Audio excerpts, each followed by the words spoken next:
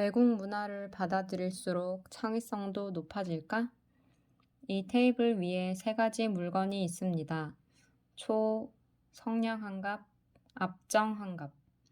이 세 가지 물건만 사용해 카드보드 벽에 촛불을 세워보세요. 촛불이 꺼지거나 촛농이 바닥에 떨어지면 안 됩니다. 답이 잘 떠오르지 않는가? 걱정할 것 없다. 대학 강의실 칠판에 그림을 그려놓고 물었더니 10명 가운데 9명은 답을 몰랐다. 문제에 대한 답은 성냥갑을 앞정으로 카드보드 벽에 고정시키고 그 위에 촛불을 세우면 된다. 조직 행동학자 매덕스도 위와 똑같은 창의성 문제를 대학생들에게 내줬다. 그런데 답을 알아낸 10%의 학생들에겐 뜻밖에도 한 가지 공통점이 있었다. 해외에서 살아본 경험이 있는 학생들이었다. 외국에서 살았던 기간이 길수록 창의성도 높았다. 교수는 고개를 갸웃했다. 외국에 오래 살기만 했다고 해서 자동적으로 창의성이 높아지는 걸까? 그렇다면 외국에 안 가본 순종 토박이들은 창의성이 밑바닥이란 말인가? 교수는 외국에서 오래 살아본 학생들을 두 그룹으로 나누었다. 첫째 그룹에게는 이렇게 지시했다. 외국에 살면서 새 문화에 적응했던 경험을 글로 써보세요. 둘째 그룹에게는 다른 지시를 했다. 외국에 살면서 슈퍼마켓에 가거나 새로운 스포츠를 배우거나 외국 문물을 그냥 구경만 한 경험을 글로 써보세요. 지시대로 첫째 그룹은 외국에 살면서 외국어로 공부를 하고 외국 상점에서 일을 하는 등 외국 문화에 적응했던 경험에 대해 썼다. 실제로 그 나라 사람들의 마음을 갖고 살았던 경험을 회상한 것이다. 반면 둘째 그룹은 외국 문화에 적응했던 경험이 아니라 외국에서 그냥 일상적인 생활만 했던 경험에 대해 썼다. 몸만 외국에 가 있었을 뿐 그 나라 사람들의 마음을 갖고 살았던 건 아니었다. 굳이 외국에 가지 않고 자국에서도 얼마든지 할 수 있는 경험이었다. 글쓰기가 끝난 뒤 교수가 두 그룹에게 다시 지시했다. 간단한 창의성 문제를 내줄 테니 풀어보세요. 어떤 그룹이 문제를 더 잘 풀었을까? 첫째 그룹이었다. 외국에서 오래 살면서 실제로 그 나라 사람들의 마음을 이해했던 사람의 창의성이 더 높았던 것이다. 외국에 살면서 외국어를 구사하는 등 외국 문화에 질적으로 깊이 있게 빠져볼수록 창의성도 높아집니다. 반면 외국에 아무리 오래 살았다 하더라도 외국인들과 한마음이 돼보지 않으면 창의성은 크게 높아지지 않지요. 몸만 외국에 오래 머문다고 마음의 공간이 넓어지는 건 아니다. 설사 몸은 한국에 있더라도 책을 통해 외국의 다양한 문화를 진심으로 이해하고 받아들인다면 마음의 공간이 외국에까지 넓어진다. 매덕스 교수가 실리콘밸리에서 일하는 이스라엘 매니저들을 대상으로 조사해본 결과도 그랬다. 양국 문화를 다 받아들이며 사는 사람들은 업무 능력도 뛰어났고 승진도 빨랐다.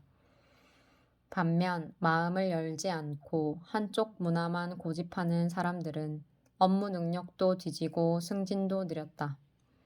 노스웨스턴대의 심리학자 갈린스키는 창의성 시험 결과 이민 1세대, 2세대와 다국어 사용자들의 창의성이 보통 사람들보다 높다는 사실을 발견했다.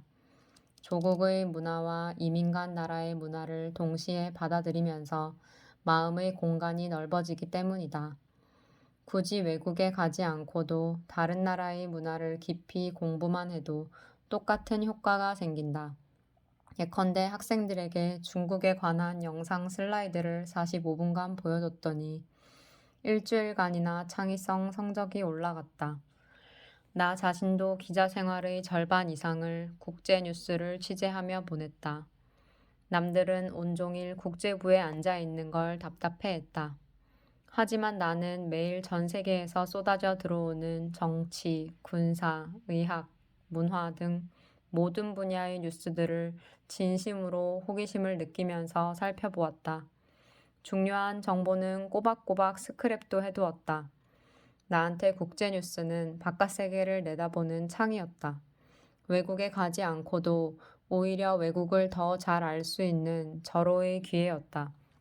난 국제 문제에 관한 최고의 전문가가 돼야지. 특파원 파견을 다녀온 뒤엔 아예 해외 시상 교양 TV 프로를 만들어 직접 기획도 하고 진행도 했다. 그걸 무려 13년이나 했다. 넌 참 진득하구나. 지루하지 않아? 동료들은 이런 말을 툭툭 내던지곤 했다. 지루하다니. 내 몸은 한국에 있었지만 내 마음은 매일 전 세계를 누비고 있었다. 마음의 공간이 크게 넓어진 것이다. 처음엔 꼴등으로 시작된 TV 프로의 시청률도 갈수록 높아졌다. 그러더니 10년도 넘게 동시간대 시청률 1위를 지켰다. 마음의 공간이 전 세계로 넓어지면서 창의성도 뛰어올랐던 걸까? 다국적 시각을 가질수록 협상력이 높아질까? 돈만 벌어서 뭐해? 주유소를 팔아 세계 일주나 할까? 주유소를 팔아치우고 싶어하는 주유소 여사장이 있다. 2년간 세계를 맘껏 돌고 나서 다시 취직하면 되지 뭐. 그런데 그녀는 5억 원 이하로는 절대로 팔지 않겠다고 선을 긋는다.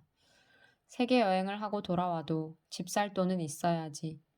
얼마 후 구매하겠다는 사람이 나타났다. 구매자도 여성이다. 그런데 주유소를 운영해 본 경험이 없다. 경험은 없지만 매니저를 고용하면 될 거예요. 그런데 그녀는 4억 원 이상은 절대로 줄 수 없다고 선을 긋는다. 바가지 쓰고 살 생각은 전혀 없어요. 팔겠다는 사람은 5억 원 이상을 부르고 사겠다는 사람은 4억 원 이하를 부른다. 서로 한 발짝도 물러서지 않겠다고 공언한다. 이런 상황에서 과연 협상이 가능할까? 갈린스키 교수는 MBA 학생들에게 이와 똑같은 상황에서 협상을 해보라고 했다. 학생들은 2인 1조로 매도자와 매수자 역할을 맡았다. 협상에 성공한 학생들이 있었을까? 예상대로 보통 학생들의 협상 성공률은 0%였다. 그런데 놀랍게도 협상 성공률이 70%나 되는 학생들이 있었다. 누구였을까? 협상자 2명 모두 외국에서 산 경험이 있는 경우였다. 이 학생들은 대체 어떻게 협상에 성공한 거지? 알고 보니 해결책은 간단했다. 매수자는 주유소를 매수하고 나서 매니저가 필요했다. 매도자도 세계 여행을 마치고 귀국하면 일자리가 필요했다. 매도자가 귀국할 때 매수자가 주유소의 매니저로 채용해주면 서로 필요한 조건을 충족시켜 줄 수 있다. 이렇게 서로를 배려해주면서 가격을 적당히 타협하면 서로에게 득이 된다. 외국에 오래 살았던 사람들은 마음의 크기가 컸다. 그래서 서로 필요한 부분을 인정해주고 인정받음으로써 해결책을 찾았다. 갈린스키 교수는 이번엔 학생들에게 이런 질문을 해보았다. 외계인들은 어떻게 생겼을까요? 그려보세요. 이번에도 큰 차이가 벌어졌다. 자신의 나라에만 살았던 사람들은 대부분 예측 가능한 외계인을 그렸다. 눈과 입이 있고 팔다리가 있는 외계인들이었다. 상식의 틀을 크게 벗어나지 못했다. 반면 외국에 오래 살았던 사람들은 눈이나 입 혹은 팔다리가 없는 등 기존의 생각 틀을 벗어난 외계인들을 많이 그렸다. 그림이 훨씬 더 재미있고 의외였고 훨씬 더 창의적이었다. 외국 문화에 노출됐던 사람들은 왜 더 창의적일까? 예컨대 식탁 예절을 보자. 일본에서는 식사할 때 수프를 마시면서 후루룩 소리를 내는 게 전혀 예의에 벗어나지 않는다. 하지만 미국에는 무례하다고 여겨진다. 러시아에서는 음식을 약간 남기는 게 좋다. 왜냐하면 음식을 남겨야 할 정도로 배불리 먹었다는 의미로 해석되기 때문이다. 하지만 미국에서는 음식을 차려준 주인의 정성이 무시당한 것으로 여겨진다. 인도인들은 음식은 반드시 오른손으로 먹어야 한다고 생각한다. 왼손은 용변을 본디 쓰는 손으로 여기기 때문이다. 하지만 대부분의 나라에선 어느 쪽 손을 쓰든 개의치 않는다. 다양한 외국 문화에 젖었던 사람들은 낯선 풍습이나 새로운 생각에 별 거부감을 갖지 않는다. 이것은 옳고 저것은 틀리다는 식으로 받아들이지 않는다. 이럴 수도 저럴 수도 있다고 생각한다. 왜냐하면 낯선 나라에 살면서 자기만이 갖고 있던 가치관, 행동 양식을 스스로 바꾸지 않고는 생존하기가 어려웠기 때문이다. 외국 문화를 받아들이라는 건 외국 문화에 동의하라는 게 아니다. 다른 문화도 존재할 수 있다는 사실을 받아들이라는 것이다. 이렇게 마음을 열어놓아야 난관에 봉착해서도 전혀 뜻밖의 해결책에 눈을 돌릴 수 있다. 저는 아시아인이기도 하고 미국인이기도 해요. 왜냐하면 어머니가 한국인이거든요. 저는 여자이면서도 기술자예요. 남자들만 기술자 되는 건 아니죠. 저는 돈이 많지만 가난한 사람들의 마음을 이해해요.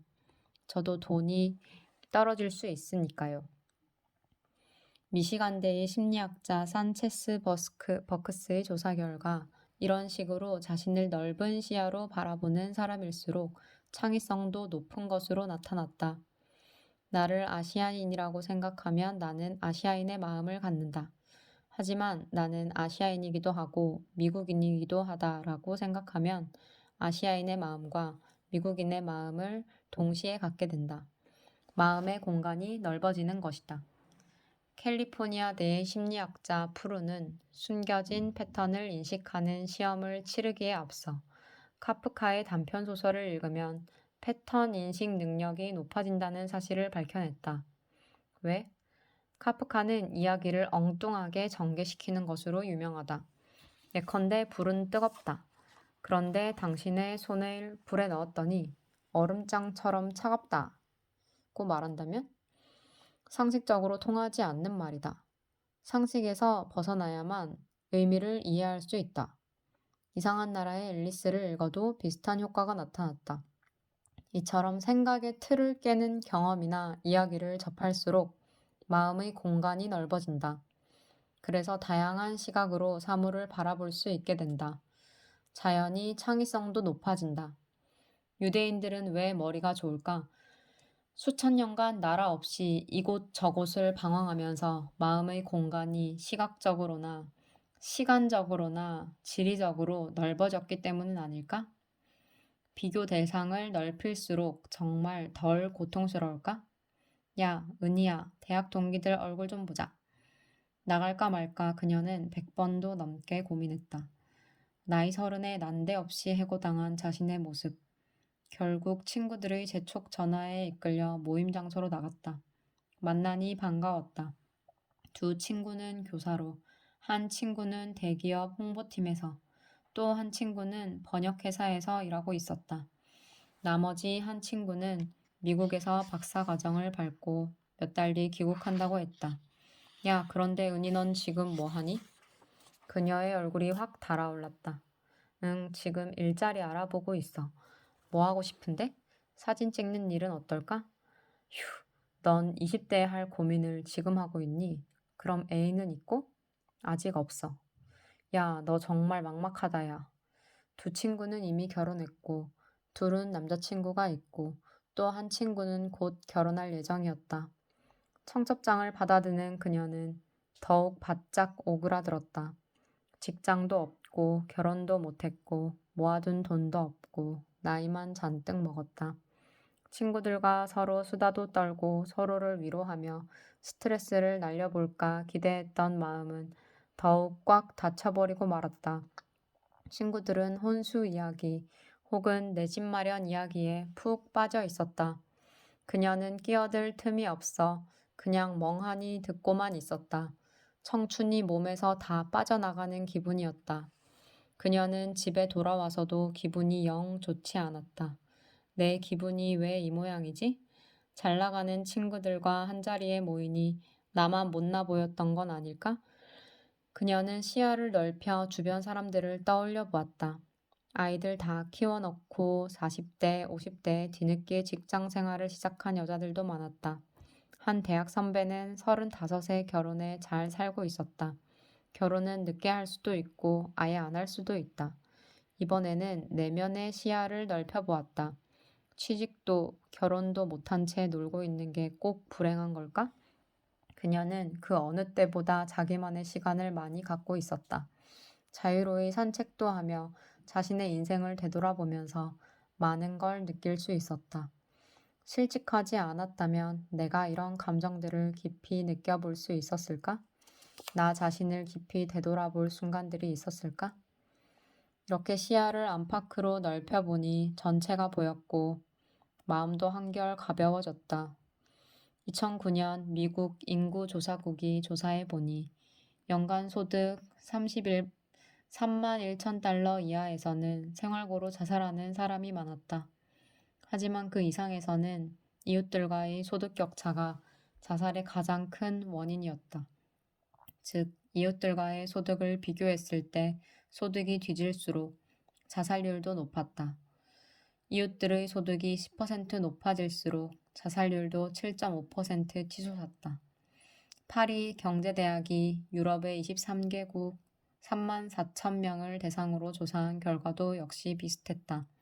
사람들은 남들과의 소득 격차에 몹시 고통스러워하면서도 남들과 소득을 비교해 보는 건 참 중요한 일이에요 라고 대답했다. 그럼 그들은 누구와의 소득 격차를 가장 괴로워했을까? 가장 친한 친구와 소득 격차가 벌어지는 게 죽는 것보다 더 고통스러워요.